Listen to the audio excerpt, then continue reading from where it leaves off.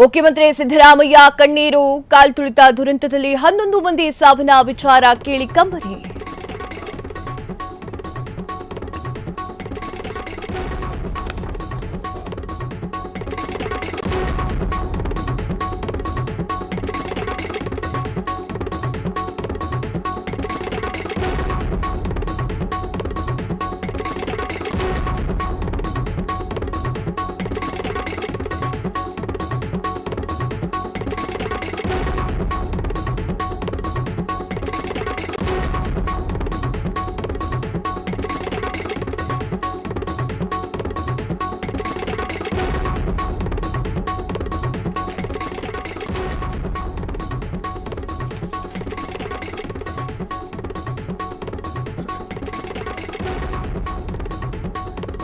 ಮುಖ್ಯಮಂತ್ರಿ ಸಿದ್ದರಾಮಯ್ಯ ಕಣ್ಣೀರು ಕಾಲ್ತುಳಿತ ದುರಂತದಲ್ಲಿ 11 ಮಂದಿ ಸಾವಿನ ಸಮಾಚಾರ ಕೇಳಿ ಕಂಬನಿ.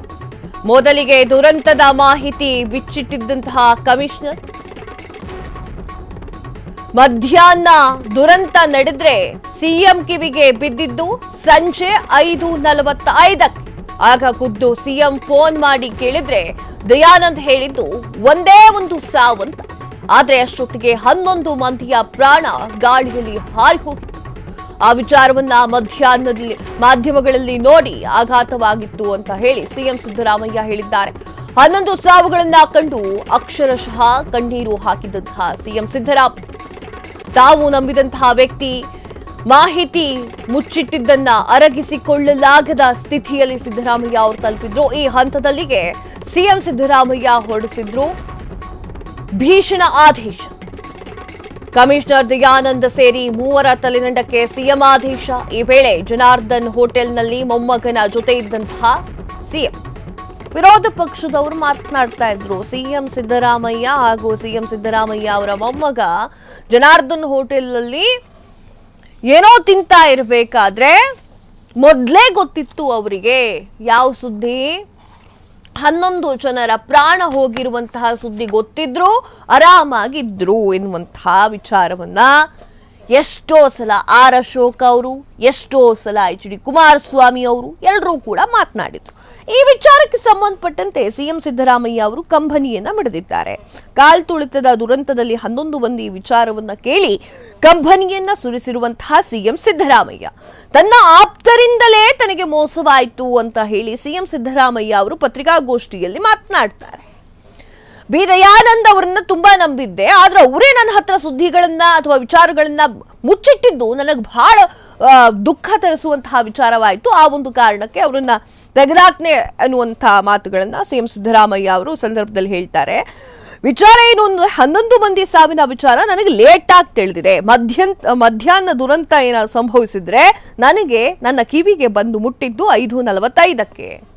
ಸಿಎಂ ಸಿದ್ದರಾಮಯ್ಯ ಅವರೇ, ಇಷ್ಟು ದಿನ ಬೇಕಾಯ್ತಾ ಈ ಒಂದು ಮಾತನ್ನ ಹೇಳಕ್ಕೆ? ಇದೊಂದು ಮಾತನ್ನ ಹೇಳಲಿಕ್ಕೆ ನಿಮ್ಗೆ ಇಷ್ಟು ದಿನ ಬೇಕಾಯ್ತಾ? ಮೊದಲನೇ ದಿನವೇ ನೀವು ಕ್ಲಾರಿಫಿಕೇಶನ್ ಕೊಟ್ಟಿದ್ರೆ ಇಷ್ಟೊಂದು ಮಾತುಗಳು ಬರ್ತಾ ಇರಲಿಲ್ಲ ಅಲ್ವಾ?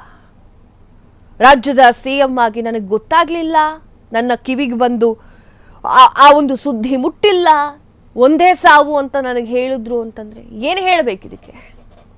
ಇದನ್ನ ಜನ ಪ್ರಶ್ನೆ ಮಾಡ್ತಾ ಇದ್ದಾರೆ. ಖುದ್ದು ಸಿಎಂ ಅವರು ಫೋನ್ ಮಾಡಿ ಕೇಳಿದ್ರಂತೆ ದಯಾನಂದ್ ಅವರಿಗೆ. ಆಗ ದಯಾನಂದ್ ಅವರು, ಕಮಿಷನರ್ ಆಗಿರುವಂತಹ ದಯಾನಂದ್ ಅವರು, ಒಂದು ಸಾವು ಅಂತ ಹೇಳಿದ್ರಂತೆ. ಅಷ್ಟೊತ್ತಿಗೆ 11 ಮಂದಿಯ ಪ್ರಾಣ ಪಕ್ಷಿ ಹಾರಿ ಹೋಗಿತ್ತು ಅಂತ ಸಿದ್ದರಾಮಯ್ಯ ಅವರು ಎಕ್ಸ್ಪ್ಲನೇಷನ್ ಅನ್ನ ನೀಡ್ತಾ ಇದ್ದಾರೆ.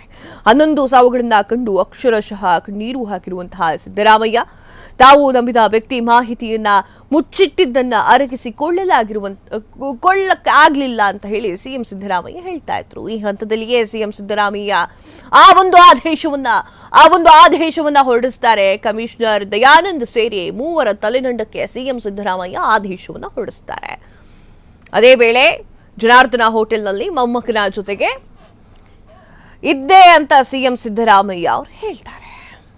ವೀಕ್ಷಕರೇ, ಅದೇನೇ ಆಗಿರಲಿ, 11 ಜನರ ಅಮಾಯಕರ ಸಾವಿಗೆ ರಾಜ್ಯ ಸರ್ಕಾರದ ಅಸುರಕ್ಷತೆಯ ಮ್ಯಾನೇಜ್ಮೆಂಟ್ ಏನು ಹೇಳ್ತಾರಲ್ಲ ಅದೇ ಕಾರಣ.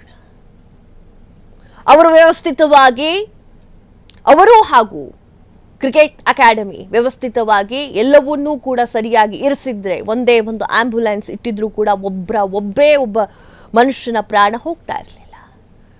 ಅದೆಷ್ಟೋ ಕಂದಮ್ಮಗಳು ಹೊರಟು ಹೋಗಿದ್ದಾವೆ. ಅವರ ತಂದೆ ತಾಯಿಯಂದಿರು ಇನ್ನೂ ಕೂಡ ಅಳ್ತಾ ಇದ್ದಾರೆ. ಹೇಳ್ತಾರಲ್ಲ, ಮಕ್ಕಳು ಸತ್ರೆ ತಂದೆ ತಾಯಿಯವರಿಗೆ ಅರಗಿಸ್ಕೊಳ್ಳೋಕ್ಕಾಗಲ್ವಂತೆ, ಅದರಷ್ಟು ಪಾಪ ಯಾವುದೂ ಇಲ್ವಂತೆ, ಅದರಷ್ಟು ಕೆಟ್ಟ ಕರ್ಮ ಯಾವುದೂ ಇಲ್ವಂತೆ. 11 ಜನರ ಪ್ರಾಣ ಪಕ್ಷಿ ಹಾರಿ ಹೋಗಿದೆ. ಸಿದ್ದರಾಮಯ್ಯ ಅವರೇ, ನನಗೆ ಗೊತ್ತಿರಲಿಲ್ಲ 3 ಗಂಟೆಗೆ ಆಗಿರೋದು 4:45 ಗೊತ್ತಾಯ್ತು ಅಂದ್ರೆ ಏನು ಹೇಳಬೇಕು? ಕ್ಷಣ ಕ್ಷಣದ ಸುದ್ದಿಗಳಿಗಾಗಿ ಫ್ರೀಡಂ ಟಿವಿ ಸಬ್ಸ್ಕ್ರೈಬ್ ಮಾಡಿ, ಲೈಕ್ ಮಾಡಿ ಹಾಗೂ ಫಾಲೋ ಮಾಡಿ. ಹೊಸ ಸುದ್ದಿಗಳ ನೋಟಿಫಿಕೇಶನ್ಗಾಗಿ ಬೆಲ್ ಐಕಾನ್ ಮೇಲೆ ಕ್ಲಿಕ್ ಮಾಡಿ.